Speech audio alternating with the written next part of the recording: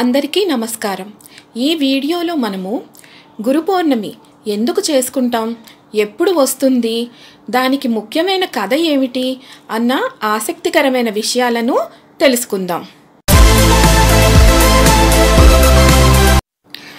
ఆషాఢమాస శుక్లపక్ష పౌర్ణమిని గురు పౌర్ణమి లేదా వ్యాస పౌర్ణమి లేదా వ్యాస పూర్ణిమ, వ్యాస జయంతి అని అంటారు. ఇది మనకు ప్రతి సంవత్సరం ఆషాఢ మాసంలో శుక్లపక్షం పౌర్ణమి తిథి రోజున వచ్చేదే ఈ గురు పౌర్ణమి.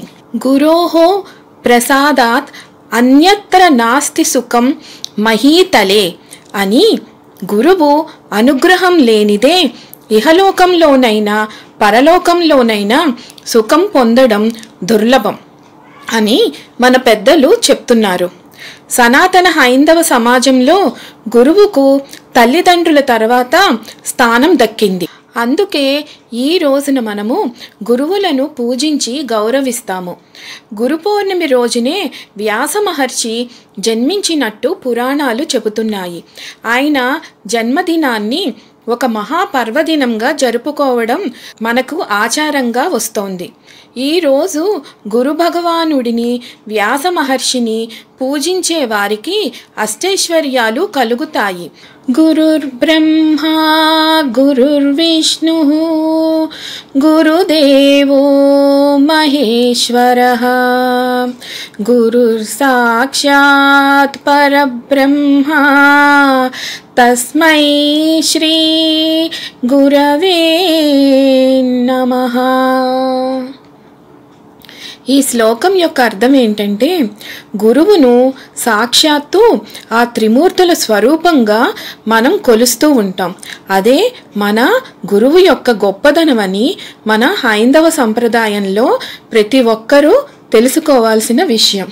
గురు పౌర్ణమి చాతుర్మాస దీక్ష ప్రారంభ సమయంలో వస్తుంది. యతులు ఎక్కడికి వెళ్లకుండా ఒక చోట ఉండి జ్ఞానబోధ చేసే సమయమే ఈ చాతుర్మాసం. ఈ కాలంలోని తొలి పౌర్ణమి గురు పౌర్ణమి అంటారు. అంటే తమకు సమీపంగా నివసిస్తున్న తపస్సంపన్నులను సమీపించి పూజించి జ్ఞానాన్ని సాధించే ఆచారానికి గురు పౌర్ణమి భూమికగా నిలుస్తుంది. గురు పూజ శ్రేష్టమైనది. దీని వెనుక ఒక విశిష్టత దాగి ఉంది. అదేంటో ఇప్పుడు తెలుసుకుందాం. పురాణాల కథనం ప్రకారం పూర్వం వారణాసిలో బీద దంపతులు నివాసం ఉండేవారు. ఆయన పేరు వేదనిధి, ఆయన సతీమణి పేరు వేదవతి. ఎల్లప్పుడూ ఆధ్యాత్మిక చింతన, భక్తి జ్ఞానం కలిగి జీవించే ఈ దంపతులకు సంతానం లేదు.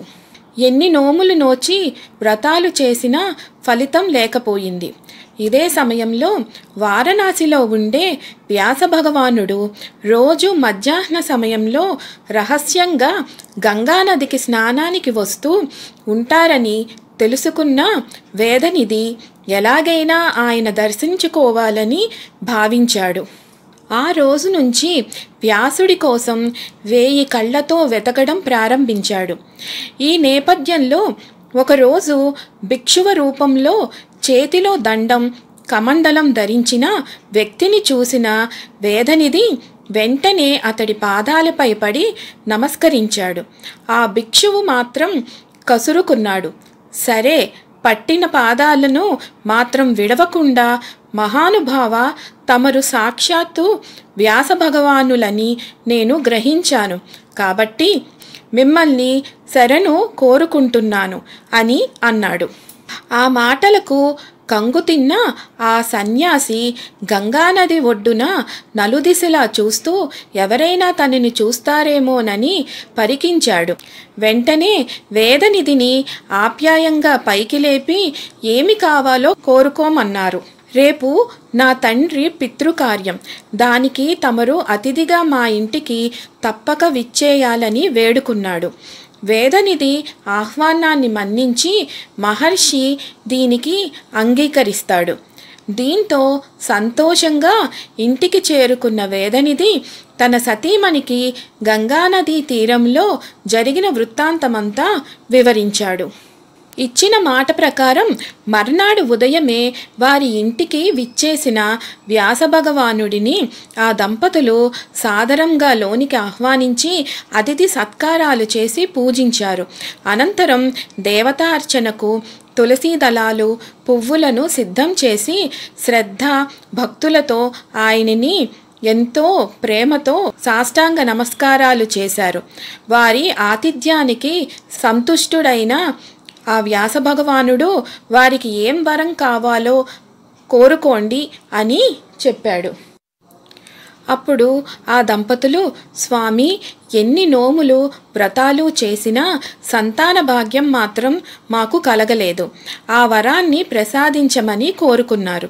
వారు కోరుకున్న వరాన్ని అనుగ్రహించిన మహర్షి త్వరలోనే తేజోవంతులు ఐశ్వర్యవంతులైన 10 మంది పుత్రులు జన్మిస్తారని ఆశీర్వదించాడు. వ్యాసుడు అనుగ్రహంతో వేదనిధి వేదవతి సంతాన యోగం లభించింది. సుఖ సంతోషాలతో జీవిత చరమాంకంలో విష్ణు సాన్నిధ్యాన్ని పొందగలిగారు. కాబట్టి వ్యాస పూర్ణిమ రోజు మహామునిని ప్రార్థిస్తే ఆయన అనుగ్రహం లభిస్తుందని పెద్దలు అంటారు. ఇప్పుడు వ్యాస భగవానుని జన్మ వృత్తాంతం గురించి తెలుసుకుందాం. మత్స్యగంధి అంటే ఆవిడికి ఇంకొక పేరు సత్యవతీదేవి. ఆవిడికి పరాశర మహర్షికి ఆషాఢమాస పౌర్ణమి రోజున జన్మించారు ఈ వ్యాస భగవానుడు. మత్స్యగంధికి సద్యోగర్భాన ఆషాఢ పూర్ణిమ రోజు ఉదయించారు. సద్యోగర్భం అంటే గర్భధారణ, నలులు నిండడం, శిశువు పుట్టి పెరిగి పెద్దవాడవటం వంటి దశలన్నీ లేకుండా పోవడమే. పరాశర మహర్షి అనుగ్రహించిన వెంటనే యోజనగంధికి కృష్ణ ద్వైపాయనునిగా పుట్టగానే తరుణ వయస్కుడయ్యాడు. తలుచుకున్న వెంటనే వచ్చి అడిగిన పని చేసి పెడతానని తల్లికి మాట ఇచ్చి తపస్సుకు వెళ్ళిపోయాడు. కురువంశాన్ని కాపాడడానికి ధృతరాష్ట్ర, పాండురాజు మరియు విదురుల జన్మకు కారణమయ్యాడు. ఇప్పటికీ వేదవ్యాసుడు బదరికావనంలో ఆశ్రమంలో జీవిస్తూ ఉంటారని అందరి విశ్వాసం. బ్రహ్మ మానసపుత్రుడు వశిష్ఠ మహాముని. అతని కుమారుడు శక్తి. శక్తి కుమారుడు పరాశరుడు. పరాశరునికి మత్స్యగంధి సత్యవతి ద్వారా విశ్వతేజస్సుతో జన్మించిన వాడే వ్యాసుడు. తండ్రి వద్ద విద్యాభ్యాసం చేసి ఏకరాశిగా ఉన్న వేదాన్ని రుక్, యజు, సామ, అధర్వణ అనే 4 భాగాలుగా సులభ గ్రాహ్యం చేసినందుకు అతడు వేదవ్యాసుడు అయ్యాడు. నావయందు ద్వైపాయం జన్మించాడు కాబట్టి మరియు నలుపు రంగులో ఉన్నాడు కాబట్టి కృష్ణ ద్వైపాయనుడు అని పేరుగాంచాడు.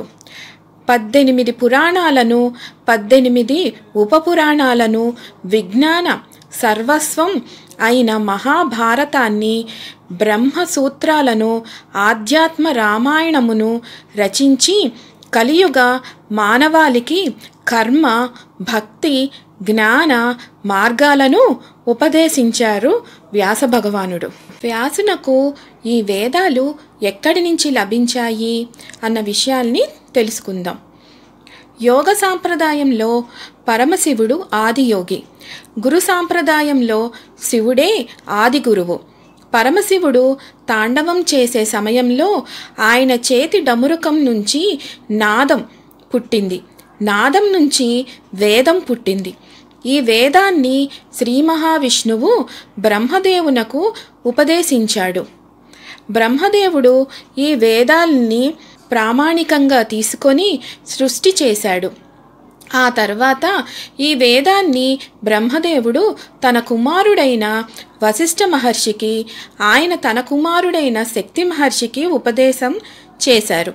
శక్తి మహర్షి తన పుత్రుడైన పరాశర మహర్షికి, ఆయన తన కుమారుడైన వ్యాస మహర్షికి ఉపదేశించారు.